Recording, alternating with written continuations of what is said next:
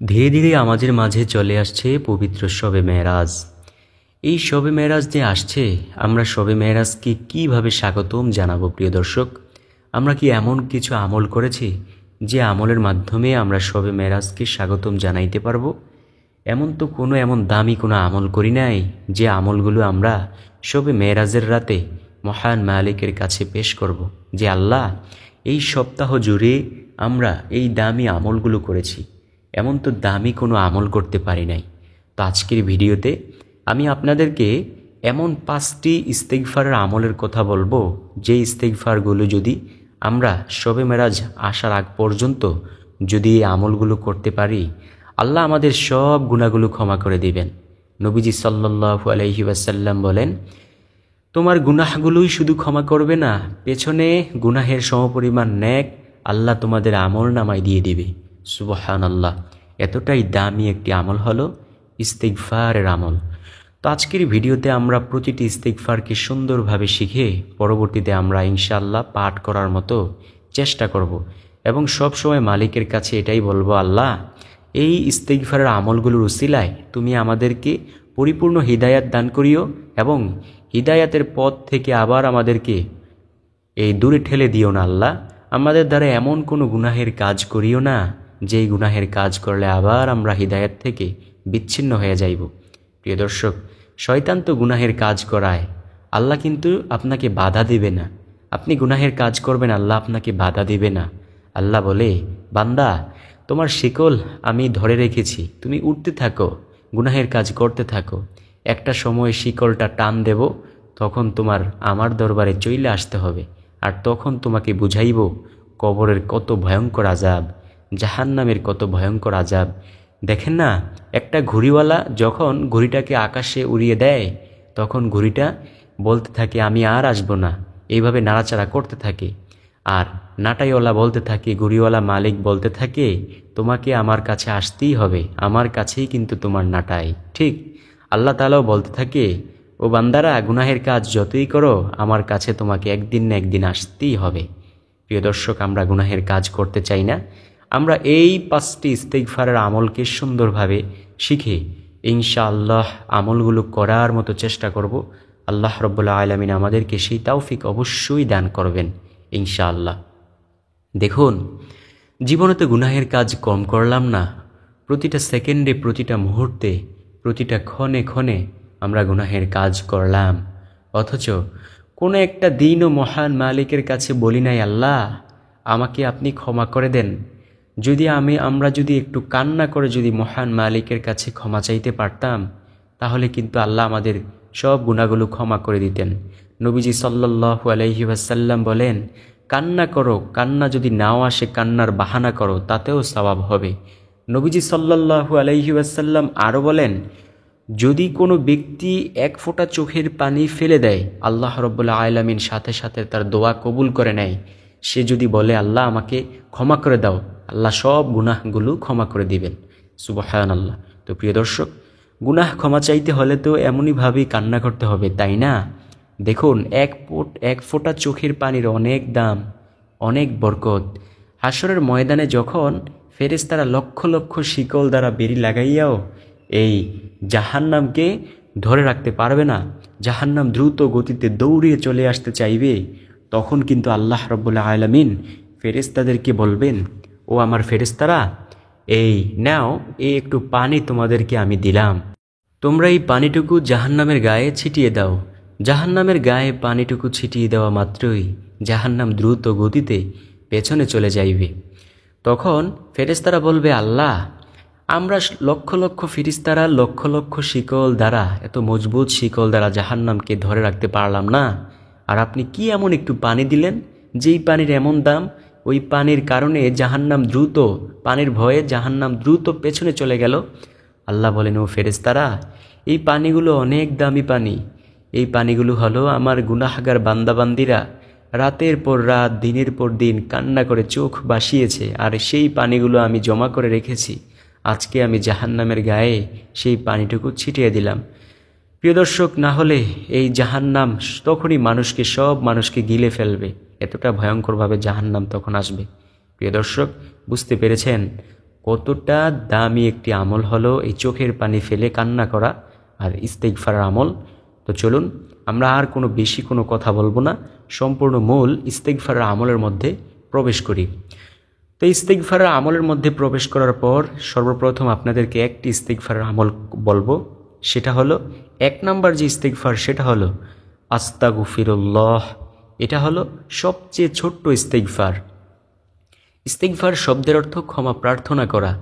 যেহেতু আল্লাহর কাছে আস্তাগফিরুল্লাহ দিয়ে আপনি ক্ষমা প্রার্থনা করেন, তাই এটাও একটি ইস্তেগফার। প্রিয় দর্শক, আমরা বেশি বেশি এই ইস্তেগফারটি পাঠ করার মতো চেষ্টা করব। এই আস্তাগফিরুল্লাহ বেশি বেশি বলবো ইনশাআল্লাহ। নবীজি সাল্লাল্লাহু আলাইহি ওয়াসাল্লামের সাহাবে কেরামরা কি বলেন জানেন? নবীজি সাল্লাল্লাহু আলাইহি ওয়াসাল্লামের সাহাবে কেরামরা বলেন, নবীজি সাল্লাল্লাহু আলাইহি ওয়াসাল্লাম প্রত্যেক ফরজ সালাতের পর সালাম ফিরিয়ে 3 বার আস্তাগফিরুল্লাহ বলতেন। তাই আপনিও যদি নবীজিকে অনুসরণ অথবা অনুকরণ করতে চান, ফজরের 2 রাকাত ফরজের পর, জোহরের 4 রাকাত ফরজের পর, আসরের 4 রাকাত ফরজের পর, মাগরিবের 3 রাকাত ফরজের পর ও এশারের 4 রাকাত ফরজের পর আপনি এই আস্তাগফিরুল্লাহ ইস্তেগফারটি 3 বার পাঠ করবেন সব সময় ইনশাআল্লাহ। শুধু কি এই সপ্তাহ জুড়ে না, সব সময় মৃত্যু পর্যন্ত পাঠ করবেন ইনশাআল্লাহ। একটু মনোযোগ দিয়ে শুনুন ইস্তেগফার করলে কত বরকত। ইস্তেগফারের বরকতগুলো বলে আবার আরও 4টি ইস্তেগফারের কথা আপনাদেরকে বলবো। নবীজি সাল্লাল্লাহু আলাইহি ওয়াসাল্লাম বলেন, যে ব্যক্তি ইস্তেগফার করে আল্লাহ তার সব গুনাহ ক্ষমা করতে থাকে। সুবহানাল্লাহ। নবীজি সাল্লাল্লাহু আলাইহি ওয়াসাল্লাম আরও বলেন, যে ব্যক্তি ইস্তেগফার করে তার ফসলাদিতে আল্লাহ তাআলা বরকত দান করেন। আমরা তো এই ফসলাদি খেতি খামারি করি, কিন্তু দেখা যায় সেগুলো পোকে নষ্ট করে ফেলে অথবা যে কোনোভাবে নষ্ট হয়ে যায়, বিনষ্ট হয়ে যায়। আমাদের আশা থাকে একরকম, হয় আরেক রকম। কিন্তু নবীজি বলেন, যে ব্যক্তি বেশি বেশি পরিমাণ ইস্তেগফার করবে না, যে ব্যক্তি বেশি বেশি পরিমাণ ইস্তেগফার করবে, তার আল্লাহ তাআলা সব ফসলাদিতে বরকত বাড়িয়ে দেবেন। সুবহানাল্লাহ। নবীজি সাল্লাল্লাহু আলাইহি ওয়াসাল্লাম আরও বলেন, তাকে আল্লাহ রাব্বুল আলামিন নেককার সন্তান দিয়ে সাহায্য করবেন। যার নেককার সন্তান রয়েছে সে বুঝে তার দুনিয়াটা কত রহমত, আর যার বদকার সন্তান রয়েছে সে বুঝে তার জন্য দুনিয়াটা কত গজব। একজন নেককার সন্তান দুনিয়াতে রাইখা গেলে সেই সন্তানগুলো যত আমল করবে, এই পরকাল কবরের মধ্যে কিন্তু পিতামাতার কবরের মধ্যেও কিন্তু সে আমলের সওয়াবগুলো পৌঁছে দেবে ফেরেশতারা। সুবহানাল্লাহ। প্রিয় দর্শক, নবীজি আরও বলেন, তার অন্তরের মধ্যে আল্লাহ তাআলা ঈমানের নূর জ্বালিয়ে দেবেন। সুসন্তানের মাধ্যমে তাকে সাহায্য করবেন, তাকে অনবরত রিজিক দিতে থাকবেন, তাকে দারিদ্রতা কখনোই গ্রাস করবে না। এবং যে ব্যক্তি বেশি বেশি পরিমাণে ইস্তেগফার করবে, আল্লাহ রাব্বুল আলামিন তাকে মৃত্যুর সময় এই জবানে কালিমা নসিব করে দিবেন এবং তার কাছে শুধু আমল করতেই ভালো লাগবে। সুবহানাল্লাহ। প্রিয় দর্শক, আমরা কি চাই না এমন বরকতগুলো পেতে? যদি চাই তাহলে বেশি বেশি পরিমাণে ইস্তেগফার করার মতো চেষ্টা করব ইনশাআল্লাহ। তো 2 নম্বর ইস্তেগফারের আমল হলো আস্তাগফিরুল্লাহ রব্বি মিন কুল্লি যামবি ওয়া আতুবু ইলাইহি লা হাওলা ওয়ালা কুওয়াতা ইল্লা বিল্লাহিল আলিয়্যিল আযীম। এই ইস্তেগফারটা আমরা সবাই সব মানুষই পারি। আমরা ইনশাআল্লাহ এই ইস্তেগফারটি পাঠ করার মতো সব সময় চেষ্টা করব ইনশাআল্লাহ। হযরত আলী রাদিয়াল্লাহু তাআলা আনহুর কাছে এক ব্যক্তি আইসা বলে, ও আলী, আমি একজন ব্যক্তি সম্পর্কে একটু প্রশ্ন করতে চাই। আলী রাদিয়াল্লাহু তাআলা আনহু বলেন, ঠিক আছে করো, তোমার মনের কি প্রশ্ন? তখন ওই ব্যক্তি বলল, আলী, ওই ব্যক্তির কি অবস্থা হবে যেই ব্যক্তি একবার এই তাওবা করে, ইস্তেগফার করে, তাওবা করে, আবার গুনাহের কাজ করে, আবার তাওবা করে, আবার গুনাহের কাজ করে, আবার তাওবা করে, আবার গুনাহের কাজ করে, সেই ব্যক্তির কি হবে হে আলী? আলী রাদিয়াল্লাহু তাআলা আনহু বলেন, ওই ব্যক্তির উচিত এই যতবারই তাওবা ভাঙে ততবারই আবার তাওবা করে ফেলা। কারণ সে যখনই তাওবা করতে করতে করতে করতে একসময় সে আল্লাহর খাঁটি বান্দা হয়ে যাবে, শয়তান তখন তার কাছ থেকে দূরে সরে যাবে। তাই প্রিয় দর্শক, আমরা যখনই গুনাহের কাজ করে ফেলব, শয়তানের ধোকায় পড়ে তো আমরা গুনাহের কাজ করি, তাই না? সাথে সাথে আল্লাহর কাছে বলবো, আল্লাহ, তুমি ছাড়া আমার কোনো রব নাই, আমি ছাড়া তোমার বান্দার অথবা বান্দির কোনো অভাব নাই। আল্লাহ, তুমি যদি আমাকে ক্ষমা করো আমি ক্ষমা পাইব, আর তুমি যদি আমাকে ক্ষমা না করো আমার ক্ষমা পাওয়ার কোনো গ্যারান্টি নাই। আল্লাহ, তুমি আমাকে ক্ষমা করে দাও, দেখবেন আল্লাহ আপনাকে ক্ষমা করে দেবেন। প্রিয় দর্শক, যে চাইতে জানে সে পাইবে, যে চাইতে জানে না সে কিভাবে পাইবে?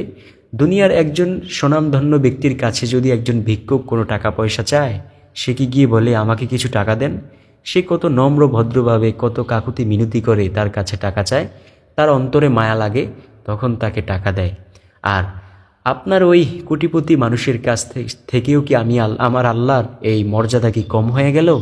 আমার আল্লাহর শান মান কি কম হয়ে গেল? আপনার ওই কোটিপতি মানুষ ব্যক্তি তো আল্লাহর সৃষ্টি, আর আল্লাহ তো হলো তারও রব। সে আল্লাহর কাছে কিভাবে চাইতে হবে সেটা একটু ভাইবা দেখেন। প্রিয় দর্শক, অবশ্যই আমরা কান্নাওয়ালা চোখে সবসময় বলবো ইনশাআল্লাহ যে আল্লাহ তুমি আমাকে ক্ষমা করে দাও। ইনশাআল্লাহ আল্লাহ ক্ষমা করে দিবেন। তৃতীয় নাম্বার যে ইস্তিগফার, সেই ইস্তিগফারটি হলো আপনি সব সময় বেশি বেশি পরিমাণে পাঠ করবেন, রব্বানা যালামনা আনফুসানা ওয়া ইল্লাম তাগফির লানা ওয়া তারহামনা লানাকুনান্না মিনাল খাসিরিন। দেখুন প্রিয় দর্শক, জীবনে যদি পরকালের জিন্দেগিতে যদি একবার ঠেকে যায়, তাহলে কিন্তু কেউ উদ্ধার করতে পারবে না। নবীজিও কিন্তু আপনার আমার থেকে মুখ ফিরিয়ে নেবে।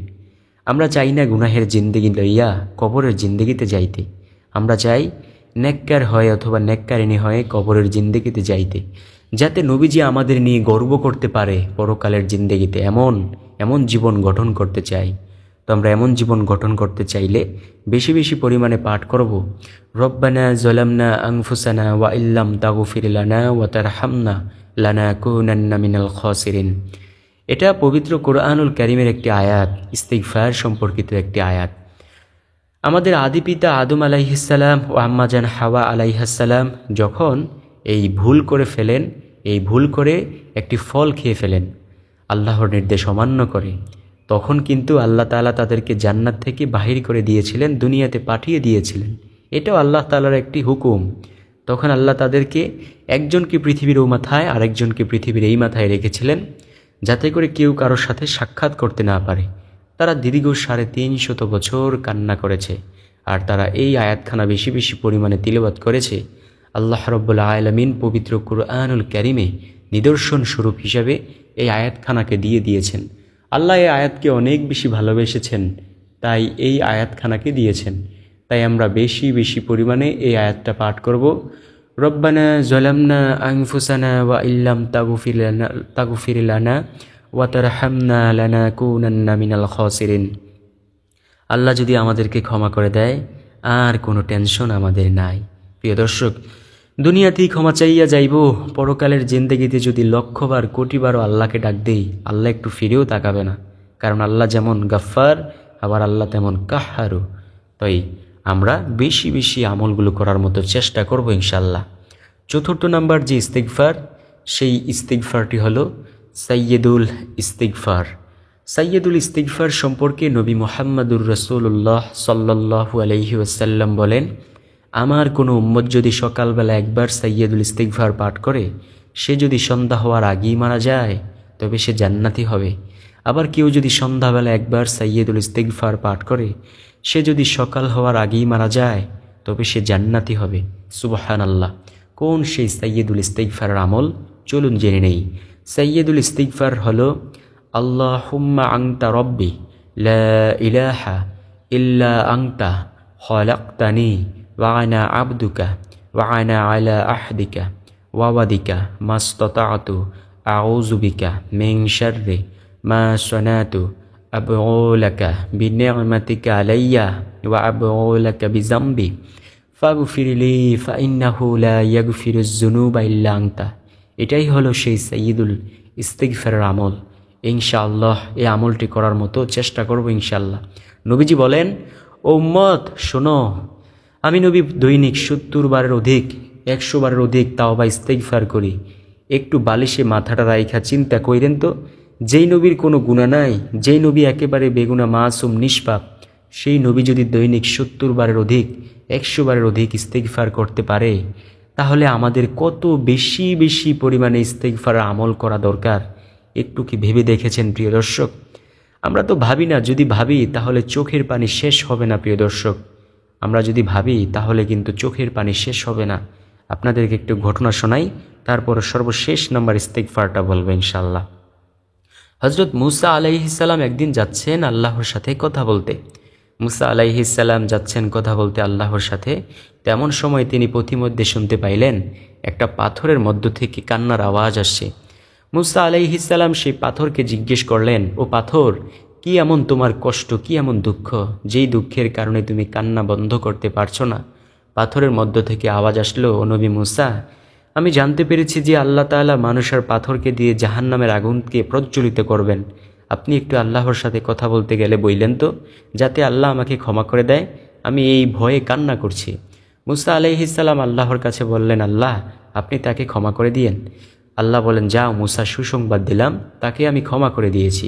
মুসা আলাইহিসসালাম সেই পথ দিয়ে বাড়ি যাওয়ার সময় তিনি পাথরকে সুসংবাদ জানিয়ে দিয়ে গেলেন, পাথর আর কান্না করিও না, তোমাকে আল্লাহ ক্ষমা করে দিয়েছে।